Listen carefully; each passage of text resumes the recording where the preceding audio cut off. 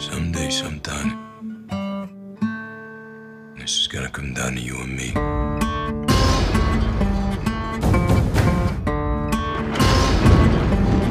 The way that Frank Castle was introduced in the Daredevil story, he was very much reeling from personal trauma, and I'm enormously grateful that I've the opportunity to go further into that story.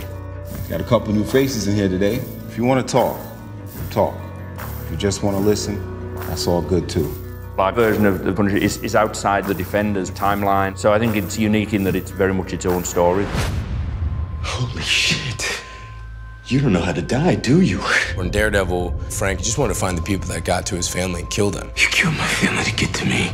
We figured if there were enough dead bodies, nobody would really care to look close enough at any given one of them.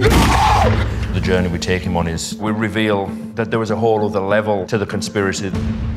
This is Operation Cerberus. We capture, interrogate, and execute high-value targets. We really are setting this in the world of the military. Sir, this looks like an ambush. Russo. I trust Frank's instincts, sir. Because of the type of war that he was fighting in Afghanistan, there is a real sense that Frank brought this upon his family. You're Frank Castle, right? Frank Castle, the dead man? You are not the only ghost in this town, Frank. So when we find Michael in the beginning of the first episode, he's like a deeply, deeply paranoid man who has spent months and months and months trying to find Frank Castle and reaching out to him because he feels like they have some common enemies. You and me, we want the same thing right now. So work with me.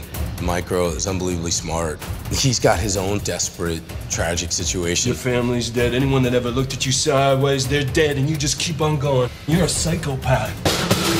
They don't realize it, but they're both longing and in despair because of the loss or the absence of their family.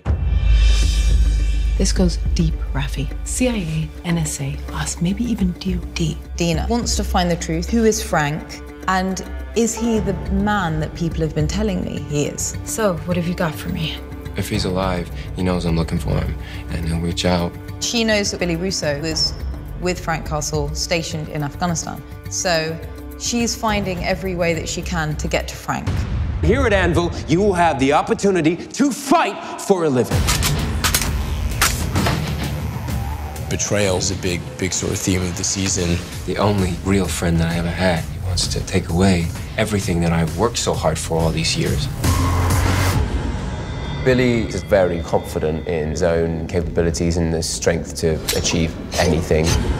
If anything was going to be worth something to him, it would be his friendship with Frank, but it's not. Because nothing is. Which I think ultimately will make the betrayal all the more messed up. There's no one on this green earth that I'm worried about going against.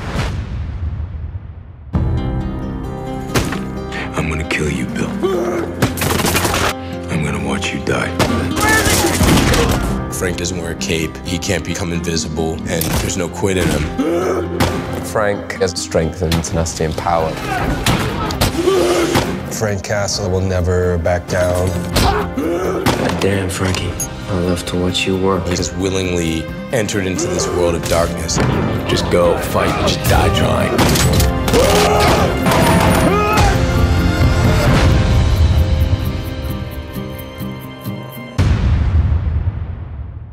Hey, Vali here. So, keeping on the Netflix theme, did you know that Reed Hastings started Netflix after forcibly paying $40 in fines for returning Apollo 13 late?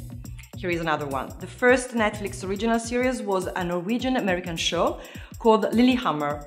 It premiered in Norway with a record audience of 998,000 viewers, 1/5 of Norway's total population. Now, ever wondered about the star ratings on Netflix movies and shows? Well, they are not the actual rating of the film, but instead are how much Netflix thinks you'll enjoy them based on your previous viewing history. So, be careful what you watch. To watch more cool videos the moment they are online, click on the subscribe button now, and don't forget to also click on the notification bell as well. See you next time.